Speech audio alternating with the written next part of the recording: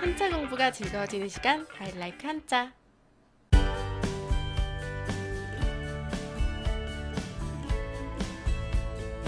안녕하세요. 사자성어 강의 시작하겠습니다. 오늘은 비교적 쉬운 글자들로 이루어진 사자성어를 가지고 왔는데요. 네 글자부터 보시죠.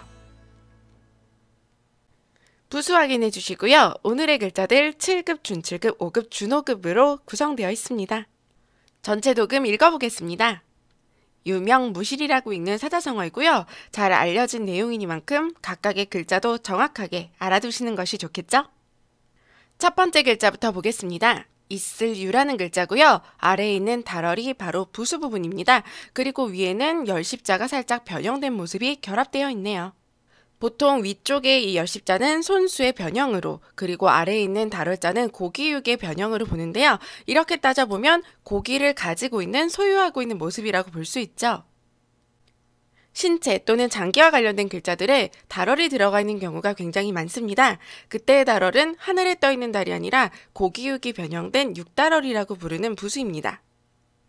지금 보시는 있을 유자는 해당되지 않습니다만 여러분들이 처음 보시는 글자 중에 한쪽에 달얼이 있고 나머지 다른 쪽에 좀 복잡한 형태의 글자가 더해져 있다면 그것은 신체 또는 장기와 관련된 글자일 가능성이 아주 높습니다.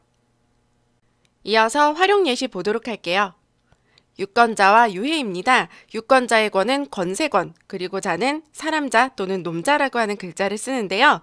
권리를 가진 사람, 그 중에서도 선거권을 가진 사람을 우리는 유권자라고 부릅니다. 그리고 유해식품, 유해물질, 유해환경에 쓰이는 이 유해에는 해할 해자를 쓰시면 되는데요. 해로움이 있다라는 의미죠. 자, 이제 두 번째 글자 보겠습니다. 이름명이라는 글자고요. 부수 부분은 아래쪽에 있네요. 입구자가 부수 글자, 그리고 위에는 전역석자가 자리하고 있습니다. 그런데 전역석도 달얼처럼 달의 형태를 가지고 만들어진 글자이기 때문에 달얼자와 살짝 비슷한 면이 있죠. 이 두 개의 글자를 결합해서 이름이라는 뜻을 아주 쉽게 도출해낼 수 있습니다. 저녁 시간이 되어 이름을 부른다, 이렇게 말이죠. 이름을 부르는 이유는 어머니가 저녁밥을 먹으라고 부르는 것일 수도 있고 날이 어두워져서 사람을 찾느라고 이름을 부르는 것일 수도 있겠습니다. 어쨌든 전역석과 입구의 결합을 기억해 주세요. 예시 단어 보겠습니다. 성명과 명소가 나왔는데요. 성명의 성은 제가 예전에 글자편 25강에서 아주 자세하게 설명드렸었던 글자입니다. 성씨 성이죠. 그래서 성과 이름을 성명이라고 합니다. 그리고 이름명자에는 이름이 난, 그러니까 유명하다라는 의미도 있기 때문에 명소의 명으로도 쓰이는데요. 여기서 소는 바소자입니다. 그런데 바소에는 장소, 곳의 의미가 있기 때문에 이름난 장소를 명소라고 부르죠. 세 번째 글자, 네, 이 글자가 또 나왔습니다. 사자성어에서 없을 무자 정말 자주 볼 수 있는데요. 지금 보시는 유명무실 말고도 속수무책, 만수무강, 인생무상, 유비무환, 방향무인, 유구무원, 수많은 사자성어들에 이 없을 무자가 들어가 있어요. 계속 나오고 있어서 간단하게 말씀드리면 바로 아래에 있는 이 글자, 네, 바로 불화가 변형된 연하발 부수죠. 그래서 이 불로 모든 것을 태워서 없애버리는 바로 없을 무자입니다. 예시로 없을 무자가 들어가는 사자성어 하나 더 살펴보도록 할게요. 안하무인이라는 사자성어입니다. 여기서 안은 안경의 안입니다. 바로 눈한자 쓰고요. 하는 아래하, 그리고 이는 사람인. 일단 먼저 직역을 해보면 눈 아래에 사람이 없다, 이렇게 해석해 볼 수 있는데요. 이것은 무슨 뜻이냐면 바로 아주 거만한 태도로 남을 업신여긴다는 의미입니다. 이제 마지막 글자 실자를 살펴볼게요. 네, 열매실이라는 글자고요. 부수는 맨 위쪽에 있습니다. 간머리 부수라고 불리우는 바로 진면자가 들어가 있네요. 그리고 아래에는 꿰관이라는 글자가 자리하고 있는데요. 윗부분은 꿰뚫을 관이라는 글자고요. 아래에는 조개패자가 함께 결합되어 있습니다. 꿰뚫을 관자는 지금 글자에도 보이듯이 어떤 물건을 관통하고 있는 모습이고요. 그리고 조개패는 화폐의 의미가 있는 글자라고 말씀드린 적이 있습니다. 그러니까 돈을 꿰뚫은 것, 돈을 꿰는 것, 엽전을 생각하시면 이해하기가 쉬운데요. 돈꾸러미라고 볼 수 있겠죠.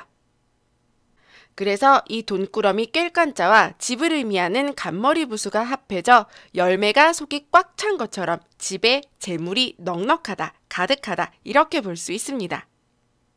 그래서 우리가 무엇이 참 실하다 이런 표현을 쓰는데요. 여기에서의 실이 바로 이 열매실입니다. 넉넉하고 꽉 찬 것을 의미하죠. 이 열매실자 예시에서는 또 어떻게 쓰이는지 살펴보도록 하겠습니다. 결실과 실씨가 나왔는데요. 결실의 결은 맺을 결입니다. 열매를 맺는다 해서 일이 맺어지거나 어떤 일의 성과를 의미하기도 해요. 그리고 이 열매실자에는 실제라는 의미도 있어서요. 지금 보시는 실씨와 그리고 실천, 실행, 실태, 실적 이런 단어들에도 이 열매실자를 씁니다. 지금 보시는 실씨에는 베풀 시자를 쓰시면 되고요. 실제 시행한다라는 의미를 갖고 있어요. 이제 네 글자를 가지고 직역해 보도록 하겠습니다. 있을 유자와 없을 무자 이렇게 반대되는 개념의 글자가 함께 있으면서 무엇은 있고 무엇은 없다 이런 식으로 해석이 될 것 같은데요. 일단 직역을 해보면 이름은 있고 열매는 없다 이렇게 해석할 수 있습니다. 직역을 정확하게 하는 것도 중요하지만 사자성어에서는 숨은 의미가 핵심인데요. 유명무실의 숨은 뜻은 그럴듯해 보이지만 실속이 없다라는 의미를 갖고 있습니다. 이름만 들었을 때는 굉장히 그럴듯해 보여서 무언가 있을 것 같지만 실제로는 그렇지 않다라는 얘기죠. 네, 이렇게 해서 오늘 33번째 사자성어 강의가 마무리되었습니다. 오늘의 네 글자는 비교적 쉬운 편이어서 예시와 숨은 의미에 조금 더 신경 써주시면 좋을 것 같아요. 오늘도 수고 많으셨고요. 다음 시간에 뵙겠습니다.